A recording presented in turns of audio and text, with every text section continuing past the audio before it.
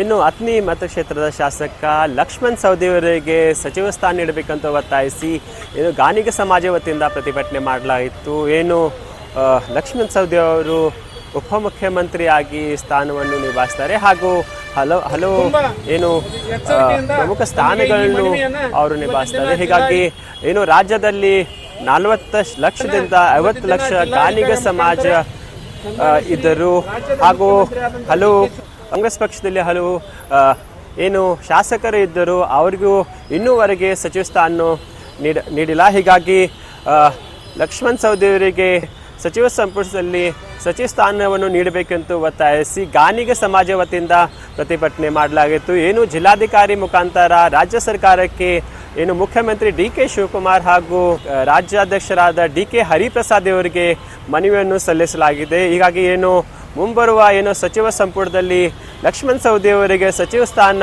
ನೀಡಬೇಕು, ಇಲ್ಲ ಊರಾದ ಹೋರಾಟ ಮಾಡ್ತೇವೆ ಎಂದು ಗಾಣಿಗ ಸಮಾಜ ವತಿಯಿಂದ ರಾಜ್ಯ ಸರ್ಕಾರಕ್ಕೆ ಮನವಿ ಮಾಡಲಾಗಿದೆ. ಏನೆಂದರೆ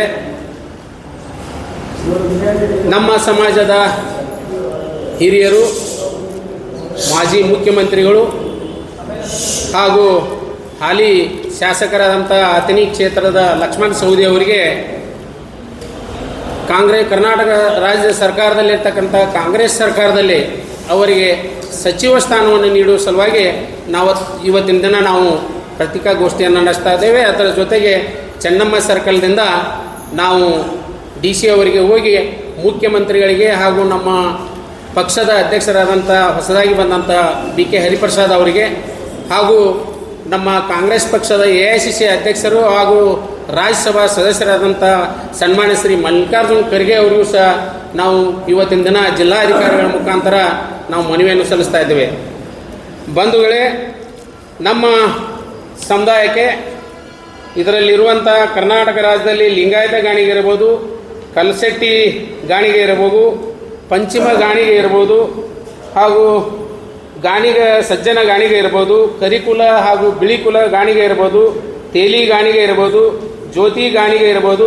ಅದೇ ರೀತಿ ಹೈದರಾಬಾದ್ ಕರ್ನಾಟಕ ಮತ್ತು ದಕ್ಷಿಣ ಕರ್ನಾಟಕದಲ್ಲಿ ಈ ರೀತಿಯಾಗಿ ನಮ್ಮ ಸಮಾಜವು ಸುಮಾರು 40ರಿಂದ 50 ಲಕ್ಷ ಜನಸಂಖ್ಯೆ ಉಳ್ಳಂಥ ಜನರಿದ್ದಾರೆ. ಆದರೆ ಒಂದು ದುರದೃಷ್ಟಕರ, ನಮ್ಮ ಕಾಂಗ್ರೆಸ್ ಪಕ್ಷದಲ್ಲಿ ಸ್ವತಂತ್ರ ಬಂದಾಗಿನಿಂದ ಇಲ್ಲಿವರೆಗೂ ಯಾರಿಗೂ ನಮ್ಮ ರಾಜ್ಯ ಸರ್ಕಾರದಲ್ಲಿ ಸಚಿವ ಸ್ಥಾನವನ್ನು ನೀಡಿಲ್ಲ.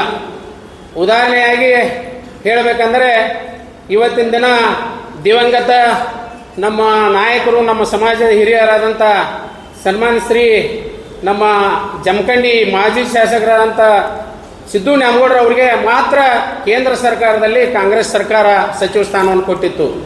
ಆದರೆ ಕರ್ನಾಟಕ ರಾಜ್ಯದಲ್ಲಿ ಯಾವಾಗ ಕಾಂಗ್ರೆಸ್ ಸರ್ಕಾರ ಬಂದಿದೆ, ನಮ್ಮ ಕಾಂಗ್ರೆಸ್ ಸರ್ಕಾರ ಬಂದಿರುವುದಿಲ್ಲ, ಕಾಂಗ್ರೆಸ್ ಸರ್ಕಾರದಲ್ಲಿ ನಮ್ಮ ಸಮಾಜಕ್ಕೆ ಕೊಟ್ಟಿರುವುದಿಲ್ಲ. ಆದ್ದರಿಂದ ನಮ್ಮದು ಒಂದೇ ವಿನಂತಿ, ಸ್ವತಂತ್ರ ಬಂದಾಗಿನಿಂದ ಈವರೆಗೆ ಕಾಂಗ್ರೆಸ್ ಪಕ್ಷದಲ್ಲಿ ನಮ್ಮ ಸಮಾಜಕ್ಕೆ ಯಾವುದೇ ರೀತಿಯಿಂದ ಒಂದು ಸಚಿವ ಸ್ಥಾನವೂ ಸಹ ಕೊಟ್ಟಿಲ್ಲ. ಮುಂಬರುವ ಸಚಿವ ಸಂಪುಟದಲ್ಲಿ ವಿಸ್ತರಣೆ ಆಗುವ ಸಂದರ್ಭ ಇದೆ.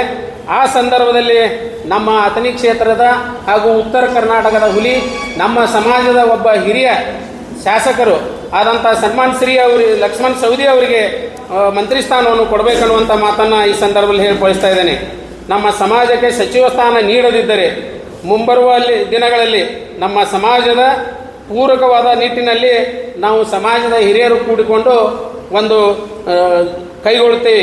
ತೀರ್ಮಾನವನ್ನು ಕೈಗೊಳ್ಳುತ್ತೇವೆ ಅನ್ನುವಂಥ ವಿಷಯವನ್ನು ತಮ್ಮ ಗಮನಕ್ಕೆ ತರಬಯಸುತ್ತೇವೆ. ಆದ್ದರಿಂದ ನಮ್ಮ ಸಮಾಜದ ಕಟ್ಟಕಡೆಯ ನಮ್ಮ ಉತ್ತರ ಕರ್ನಾಟಕದ ಒಂದು 2023ರಲ್ಲಿ ಕಾಂಗ್ರೆಸ್ ಸರ್ಕಾರ ಬರಬೇಕಾದ್ರೆ ಲಕ್ಷ್ಮಣ್ ಸವದಿ ಅವರ ಪಾತ್ರ ಬಹಳ ಮುಖ್ಯ ಇದೆ.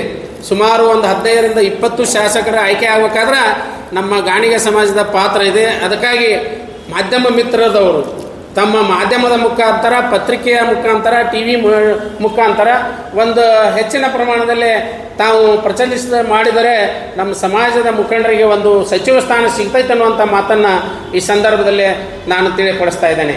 ನೀವು ನೋಡ್ತಾ ಇದ್ದೀರಿ, ಗಾಣಿಗ ಸಮಾಜದ ಮುಖಂಡರು ಹಾಗೂ ಕಾರ್ಯಕರ್ತರು ಏನು ಅಥಣಿ ಶಾಸಕ ಲಕ್ಷ್ಮಣ್ ಸವದಿಯವರಿಗೆ ಸಚಿವ ಸಂಪುಟದಲ್ಲಿ ಸಚಿವ ಸ್ಥಾನ ನೀಡಬೇಕಂತ ಒತ್ತಾಯಿಸಿ ಇದೀಗ ಬೆಳಗಾವಿಯಲ್ಲಿ ಪ್ರತಿಭಟನೆ ಮಾಡಲಾಗ್ತದೆ. Point news bureau.